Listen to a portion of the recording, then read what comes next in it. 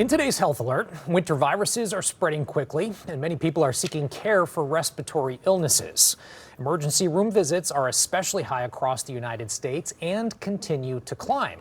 Our chief health editor, Dr. Parthanandi, is here with the details. So let's start with the flu. What do we know about the current activity levels? Oh my goodness, I'll tell you, respiratory season is getting tough. So many of my patients are suffering from these respiratory illnesses. And according to CDC, flu activity is high in most parts of the country, and flu test positivity has risen to 18.7% nationwide. In the last week of December, in fact, public health labs reported 1,254 flu cases. Only 20 were influenza B. All the rest were influenza A. Now, this season's flu activity looks similar to the 2019-2020 pre-COVID season when cases peaked around the new year. So far, the CDC estimates that at least 5.3 million flu cases, 63,000 hospitalizations, and 2,700 deaths. That's too many deaths, in my opinion.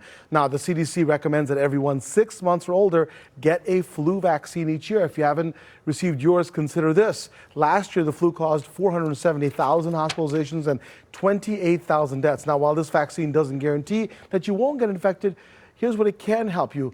It can help you protect from severe illnesses, hospitalization, and death. And that's definitely something. I remember in 2022, we had flu, RSV, and COVID, and that created something that we were calling a triple-demic at the time. Is there a chance that something like that could happen again? Yeah, no, that's a worry, right? But right now, we're not expecting a triple-demic this year. While RSV or respiratory syncytial virus and the flu are very high in many areas, COVID-19 activity is just starting to accelerate. Now, RSV test positivity has increased to 12.8%. Unfortunately, emergency visits and hospitalizations are highest in kiddos. We're also seeing increased hospitalizations amongst older adults in some areas as well. As for COVID-19 activity, test positivity has climbed to 7.1% and is expected to keep rising. And CDC wastewater data shows this, that it's increasing in most parts of the country. And that means that hospitalizations and deaths could follow. Here's some good news, however.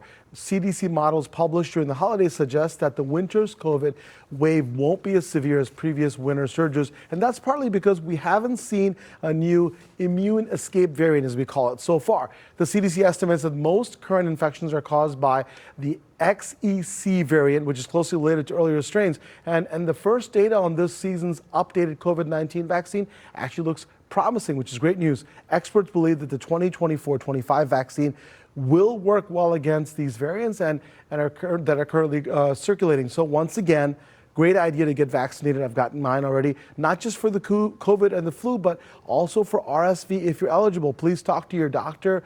If you have any questions, don't go to social media, don't go to TikTok to see if you can get vaccinated. Talk to your doctor, please. So it sounds like things could be worse, but people can do a lot to prevent. 100%. I think we've got vaccines and we can stay protected. Okay, Dr. Nandi, thank you so much, as always. And if you have a health question for the doctor, you can email him, Dr. Nandi at askdrnandi.com, or send it to us on Facebook or on X.